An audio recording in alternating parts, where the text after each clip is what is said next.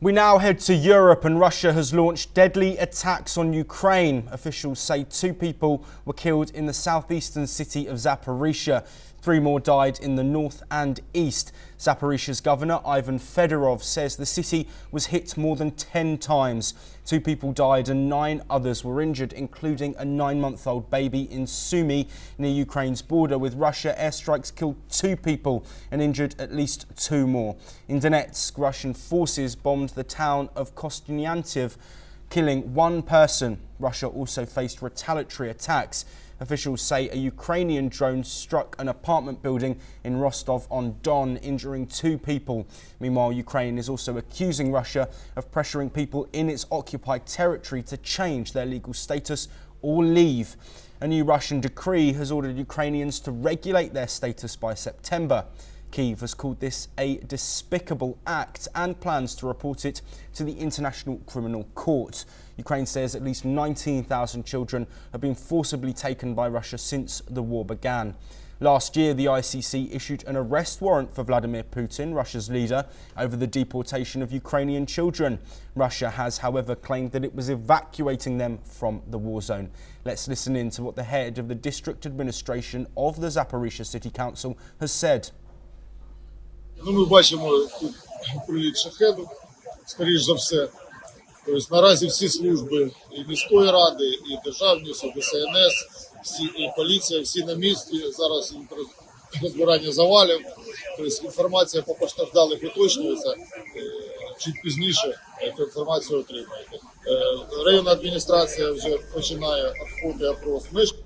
Moving to North America, and Canadian Prime Minister Mark Carney says that Canada could offset the effects of any US tariffs by removing internal trade barriers, and that he aimed for free trade within the country by July the 1st after meeting provincial and territorial leaders. US President Donald Trump imposed 25% tariffs on Canadian imports of steel and aluminium in March, with further tariffs to follow on April the 2nd. Canada sends 75% of exports to the United States, and 1/3 of all imports come from its southern border neighbour. Carney, who recently became Prime Minister and is reportedly poised to announce on Sunday an election to take place in April, has yet to speak to Trump or lay out detailed plans on how he would deal with the president. To speed up approvals of major infrastructure projects, Carney said the government will create a one-window approval process that would eliminate duplicative requirements between federal and provincial environmental assessments. He also vowed that oil would limit emissions, not production. Let's listen in. We are creating a one-window approval process. We are committing to table legislation by the 1st of July for good country barrier-free or free of barriers, of federal barriers. So we're combing through all federal legislation for those barriers. We intend to, from a federal level, to have free trade by Canada. Staying in North America, and the US Justice Department is investigating the leak of classified intelligence on the Venezuelan gang Tren de Aragua, a senior official has confirmed. Deputy Attorney General Todd Blanche condemned the disclosure, calling it a selective leak of inaccurate but never information. Blanche accused elements within the government of attempting to undermine President Donald Trump's agenda by leaking false information to the media. His remarks came after the New York Times reported that US intelligence agencies had assessed Tren de Aragua was not on government orders, a finding that seemingly contradicts Trump's justification for invoking an 18th century wartime law to deport gang members. It remains unclear which specific reporting Blanche was referring to. The investigation underscores heightened tensions over national security leaks, particularly those influencing major policy decisions. The Justice Department has not provided further details on the scope of the probe or potential consequences for those responsible. In the States, and US President Donald Trump has revoked the legal status of approximately 530,000 immigrants from Cuba, Haiti, Nicaragua and Venezuela. The decision affects individuals who have been living and working in the US under temporary protected status, leaving them at risk of deportation. The White House stated that the decision was part of a broader effort to tighten immigration policies and prioritise national security. Homeland Security Secretary Chad Wolf said the administration is focused on ensuring that TPS designations reflect current conditions in the home countries and are not used as a means of indefinite residency. Immigrant advocacy groups have strongly condemned the move, calling it a humanitarian crisis in the making. Many affected individuals have lived in the US for years, building families and contributing to their communities. Critics argue that sending them back to politically unstable and economically challenged countries could lead to severe hardship.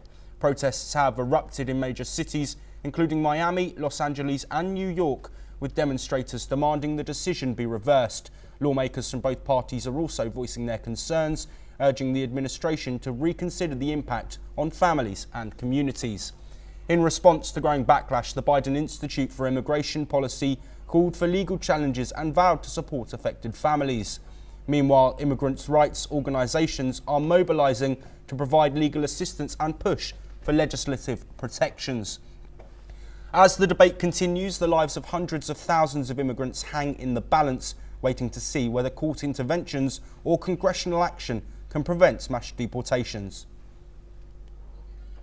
Judge, this radical left judge, he should be saying, why did Biden allow these criminals in our country? That's what he should be doing. But the concept of getting bad people, murderers, rapists, drug dealers, all of these are really some bad people out of our country. I ran on that. I want to. Meanwhile, the US Justice Department has moved to shield President Donald Trump from civil lawsuits over the January 6th Capitol attack.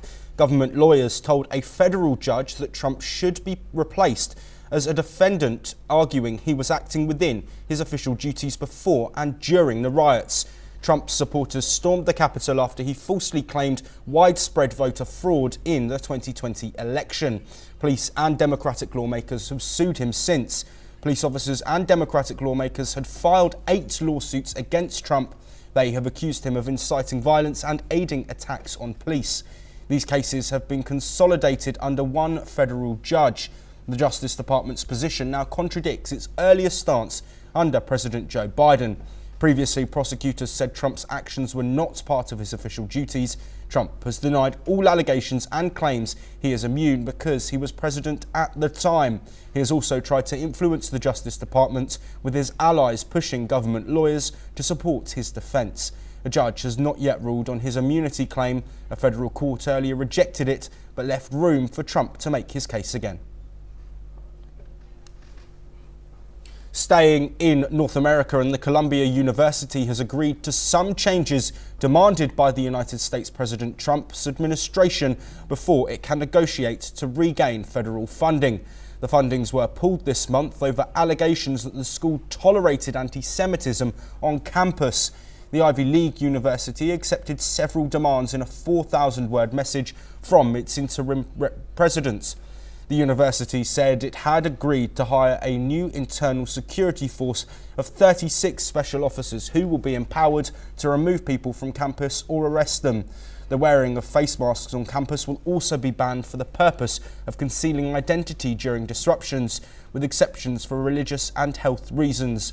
Columbia will also adopt a formal definition of anti-Semitism, something many universities have shied away from, even as they, like Columbia, face pressure to do so amid protests on their campuses over the war in Gaza.